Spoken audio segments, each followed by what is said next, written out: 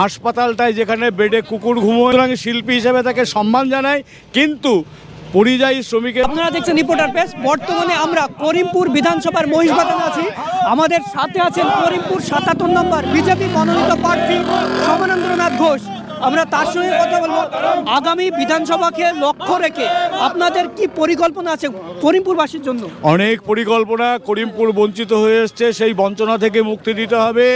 করিমপুরের rail line করতে হবে, করিমপুরের নদী সংস্কার করতে হবে। হাসপাতালটায় যেখানে বেডে কুকুর ঘুমোয় সেই হাসপাতালটাকে ঠিক করে সুপার স্পেশালিটি হাসপাতাল করতে হবে।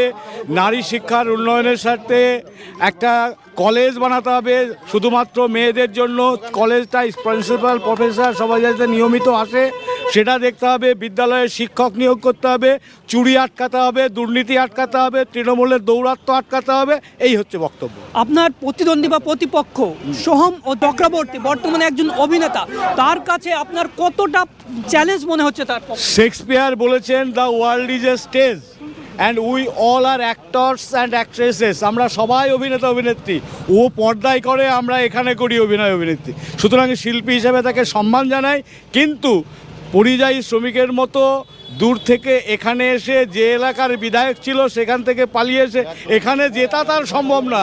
তাই তাকে হারার জন্য পাঠিয়েছে, তাকে হারবে।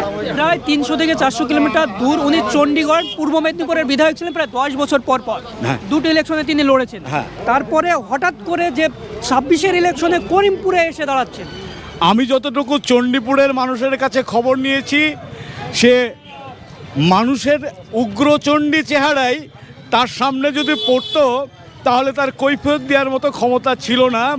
মানুষের ভোট নিয়ে 10 বছরে 5 বার বা 10 বার একটা বিধানসভায় যাওয়া, সেই মানুষটাকে কেউ কখনো মেনে নিতে পারে না। তাকে চণ্ডীপুরে প্রত্যাখ্যান করেছে বলেই কি তিনি করিমপুরে আসেন বলছেন? আমার মনে হয় শিওর, প্রত্যাখ্যানের কারণে অবশ্যই শিওর। বর্তমানে যদি করিমপুরের কথা বলি, যেখানে রেল নেই, সরকারি বাস নেই, ব্লাড ব্যাংক নেই। ব্লাড ব্যাংক আমাদের যদি যেতে হয় টেহট্ট বা বহরমপুর ব্লক, যদি কোনো জনসাধারণের প্রয়োজন পড়ে, সেখানে আপনারা আগামী দিনে এই সমস্যাগুলো কি সমাধান করবে? 100% এই সমস্ত সমস্যাগুলো আমাদের জানা, নখদর্পণে এগুলো সমাধান করা হবে। এগুলো সমাধান করা হবে, তার জন্যই তো ডবল ইঞ্জিনের সরকার দরকার।